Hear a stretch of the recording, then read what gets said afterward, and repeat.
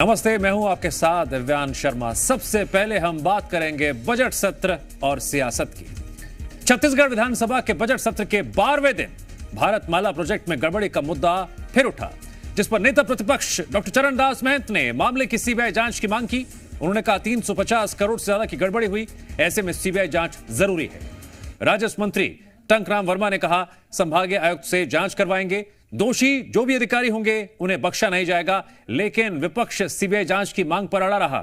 इस पर मुख्यमंत्री विष्णुदेव साय ने तंज कसा और कहा पिछले कार्यकाल में जिन्होंने सीबीआई को बैन कर रखा था वो ही आज सीबीआई जांच की मांग कर रहे हैं।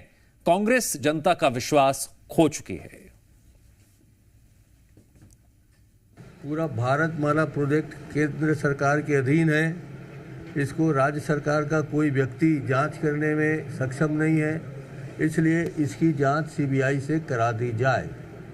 मगर मुझे दुख है कि माननीय मंत्री जी ने न तो इसकी सिफारिश की, इसके बाद मैंने अध्यक्ष महोदय से भी निवेदन किया कि सदस्यों की समिति बनाकर इसकी जांच कर ली जाए, मगर वो टालम टोल करते रहे। अगर आप जांच नहीं कराएंगे तो हमारे लिए हाई कोर्ट का रास्ता खुला हुआ है। हम हाई कोर्ट जाएंगे और दूध का दूध और पानी का पानी करेंगे।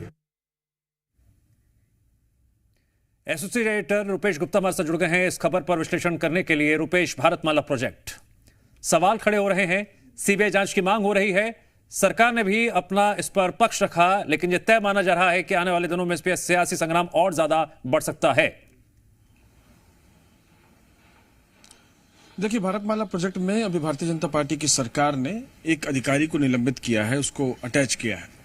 इसी के बाद लगातार ये मामला परत दर परत खुलता चला जा रहा है और पता ये चल रहा है कि बड़ी संख्या में जिन जमीनों को एकड़ के भाव में लेना था, जिनको बड़े जो लैंड थे उनको बांट करके ज्यादा मुआवजा दिया गया है और इसमें से ज्यादातर राशि सिस्टम यानी कि जिसमें अधिकारी शामिल हैं, जिसमें स्थानीय लोग शामिल हैं, वो डकार गए और कम मात्रा में ये पैसा किसानों तक पहुंचा है।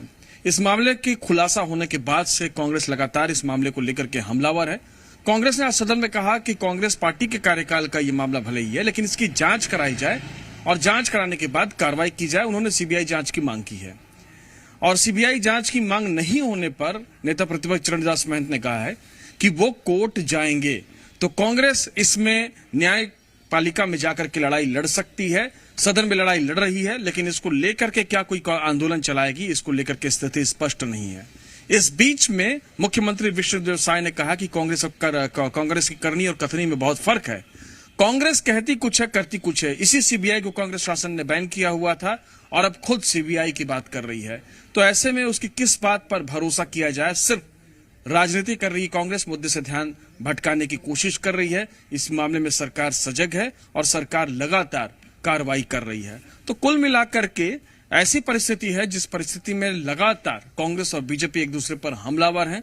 सदन में इसको लेकर के काफी हंगामा हो रहा है। दूसरा दिन था जिसमें भारतमाला प्रोजेक्ट को लेकर के सियासी बयानबाजी का दौर चला, हंगामा हुआ और उसके बाद विपक्ष ने एक कड़ा स्टैंड दिखाया। लेकिन बड़ा सवाल ये है कि इस मामले में जो जांच चल रही है वो जांच क्या अंजाम तक पहुंचेगी या इसका भी वही हाल होगा जो अब से पहले तमाम जांचों का होता आया है।